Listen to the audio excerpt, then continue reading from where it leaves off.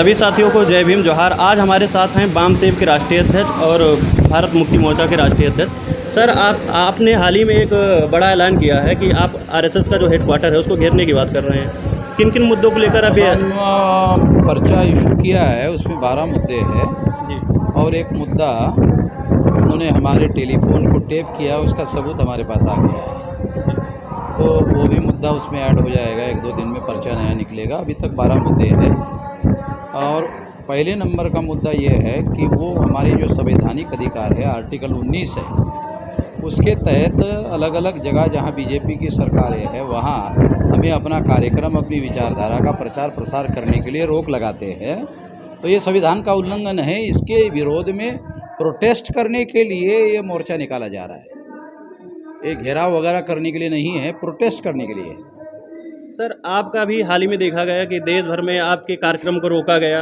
जैसे हरियाणा में आपका डीएनए कॉन्फ्रेंस होना था, उसके बाद कानपुर में जो आपका वाम सेव का राज्य अधिवेशन होना था। इतिहास में पहली बार ऐसा हुआ कि आपके किसी राज्य अधिवेशन को रोका गया। हाँ, तो आप वो राज्य अधिवेशन को रोकने से हमारा ज़्यादा फायदा हुआ। उन्होंने राज्य अधिवेशन रोका तो हमने प्रोटेस्ट शुरू कर दिया दिन भर, तो सारे देश के लोगों को मालूम हो गया।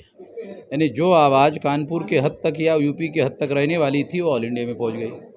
और आप सुनकर हैरान हो जाओगे कि वो प्रोटेस्ट की वजह से 21 करोड़ लोगों ने उस बात को देखा। बहुत ज़्यादा होता तो 1-8 करोड़ लोगों तक जाता यूपी का अधिवेशन, मगर उन्होंने रोक लगाने से 21 करोड़ लोगों तक हमारी आवाज़ गई, तो उनकी सहानुभूति हमारे समर्थन में हो गई। ठीक है, तो ये जो वो कर रहे हैं वो हम लोग उनकी बात मानने वाले नहीं हैं। तो हमने देखा कि ये जो रोकने वाले लोग कौन है, तो ये आरएसएस के पैदा किए हुए बच्चे लोग हैं। तो हमने सोचा साले बाप को पकड़ा जाए, ये तो बच्चे हैं।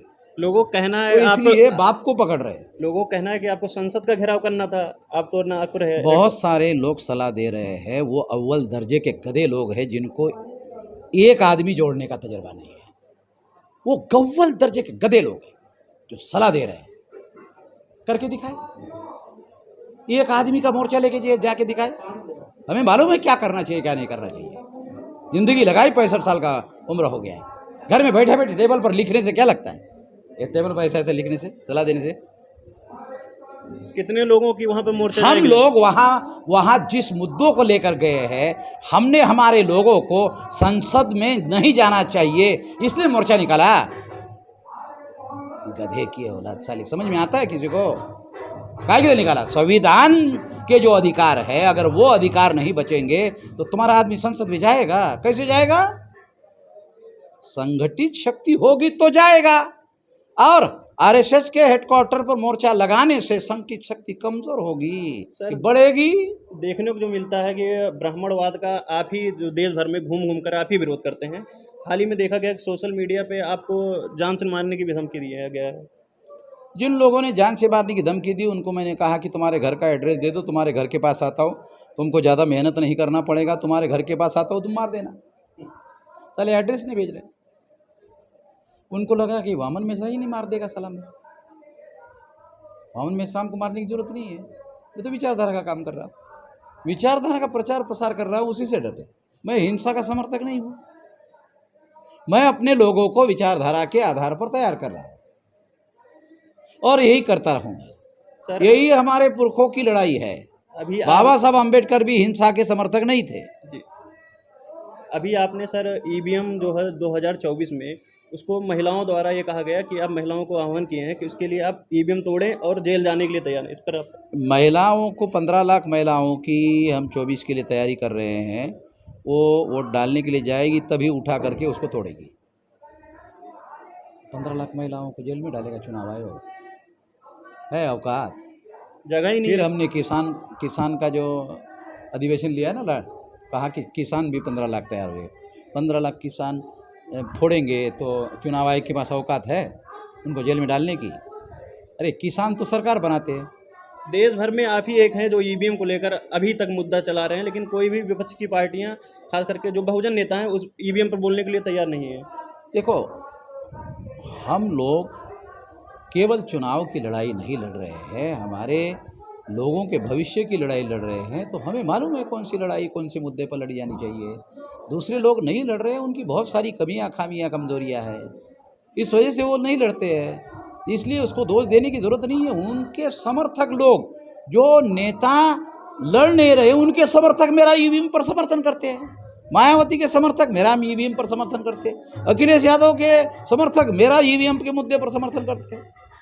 6 अक्टूबर के रैली को लेकर आप देश की जनता से, बहुजनों से क्या अपील करना चाहते हैं? मैं, हमारी जो संगठित शक्ति है उसके बल पर हम ये मोर्चा निकाल रहे हैं, पहली बात। दूसरा, हम माइनॉरिटी का एक भी आदमी वहाँ आने के लिए मना करें, एक भी आदमी नहीं चाहिए। हम SC ST OBC के लोग देख लेंगे RSS के हेडक्वार्टर जाने का। तीसरा मुद्दा ये है कि इसमें किसी प्रकार का कोई हिंसा नहीं होगी। सर अभी जो दूसरा, हमारे बाहर के जो तमाम संगठन हैं, वो तमाम संगठन को भी अपील कर रहे हैं कि वो भी इस आंदोलन में मोर्चे के शामिल हो सकते हैं। सर अभी देखा गया कि RSS के संघ चालक हैं, वो जाकर सर मौलवियों से और मौलानों से मिलने का काम कर रहे हैं। मुसलमान सारे देश भर में मोहम्मद में इस्लाम को जान रहा है, समझ रहा है, और उनको समझ में आ रहा है कि ये उनकी लड़ाई मैं ही लड़ रहा हूँ। तो ये मालूम हो गया भागवत को, इसलिए वो उनके साथ जा रहा है और उनसे बयान दिलवा रहा है कि हम दोनों का DNA एक ही है। पहले तो बोलते साला ये तो देश के दुश्मन है, अभी बोलता दोनों का DNA एक है। ये उल्टियाँ कैसे हो रही उसको? ये तो हमारी वजह से उल्टियाँ हो रही ना। उल्टियाँ का मतलब उल्टा विचार, जो अब तक मुसलमानों के विरोध में बोलते थे, अब मुसलमानों के समर्थन में बातें कर रहे हैं। तो हमने वामन मेहराम ने जो इंजेक्शन लगाया ना, इस वजह से हमने क्या इंजेक्शन लगाया? मुसलमान देश का मूल निवासी है, तो भागवत को लगा साले मुसलमान तो सारे इधर चले जाएंगे। है ही मुसलमान भारत के मूल निवासी, क्यों? क्योंकि जो बुद्धिस्ट लोग थे वो मुसलमान हो गए।